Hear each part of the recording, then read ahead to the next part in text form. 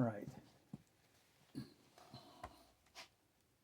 This is the Cragstan Yonezawa Dc-7 D or T that I picked up about a week ago. With the box, with the air steers, this thing is pretty much pristine. When I picked it up, I asked the fella, how's it run? Oh, it runs great. Okay. When did you last run it? Oh, maybe a year ago. Oh, I just happened to bring some batteries. So I slipped them in, nothing. I went over and bought brand new batteries at a dollar store, Ever-Ready, and they did nothing.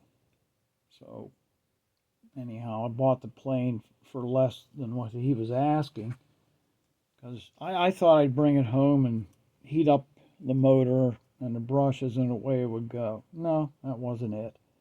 It had several problems.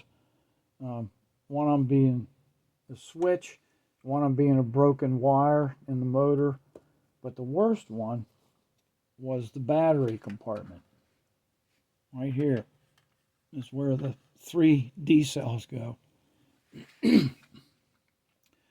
So when I'd stack them in there, no matter what, I would not get any continuity to the switch or to the motor. So I hooked it up to my DC power outlet, right to the motor itself. Everything ran perfect from there. So I started looking deeper. I put a flex borescope down there and I found this. This is at the front of the tube. It actually is where the D cells rest. And then this goes to ground to complete the circuit. Well, it was just laying in there. So I don't think there's any way this thing ran a year ago.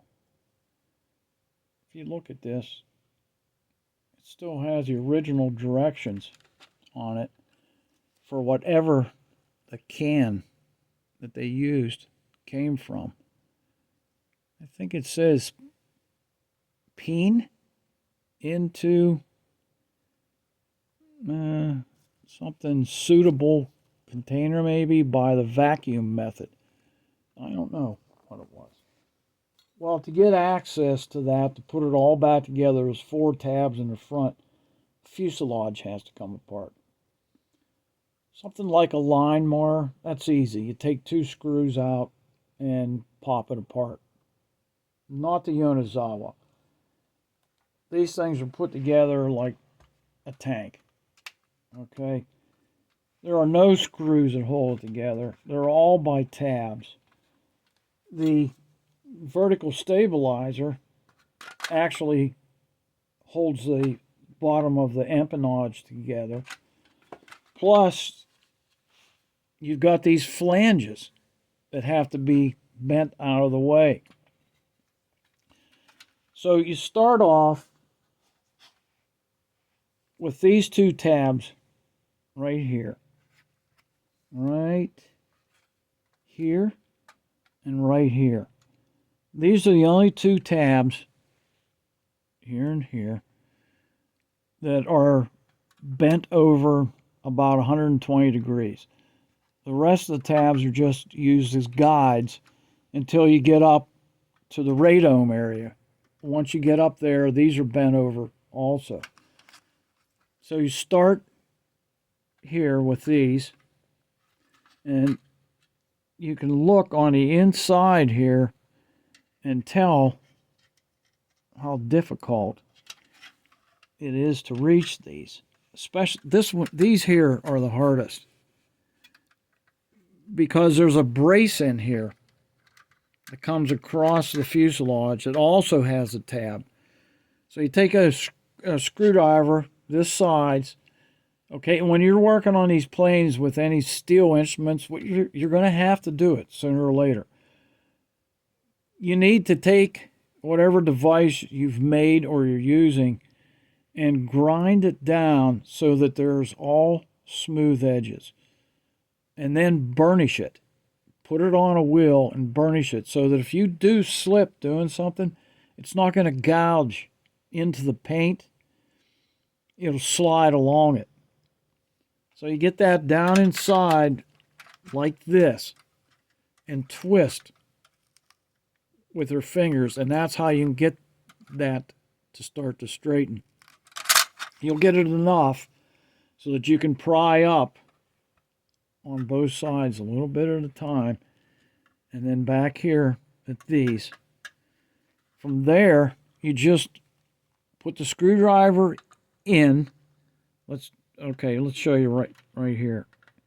You'll put it in, draw it back, put your thumb in there to hold it, and then when you get to places that are difficult, you rotate the screwdriver to bring it up. And look at that. See? You gotta be really, really careful. That's why this is all taped, because these tabs will scratch in a second. So now I've got it broken down this far. The front ones, you have to go down through this hole. So you'll have to take a mini light, shove it up into here so that you can see down, and then take a hook and go down there and bend up these two tabs about to 90 degrees. Then you can reach in with needle nose. The landing gear I removed because it was loose. And someone's been in there messing with it previously, trying to tighten it up, I guess. So we'll work on that. That's about it. Once these tabs are bent out on the front, and you use a phenolic block, okay, like this, or something hard plastic, you'll push that down in there, and then just work that forward gradually. Same thing with working the tabs. You never move those tabs rapidly.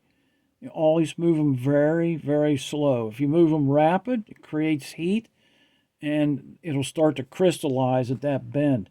You're going to get a hard point, and that's where your tab's going to break when you put it back together and bend it again.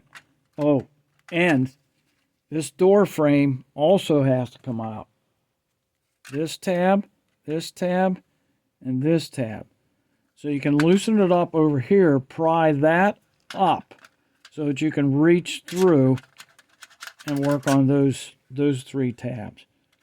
It's going to take a long time for you to disassemble this Yonezawa and reassemble it without doing damage. So have fun.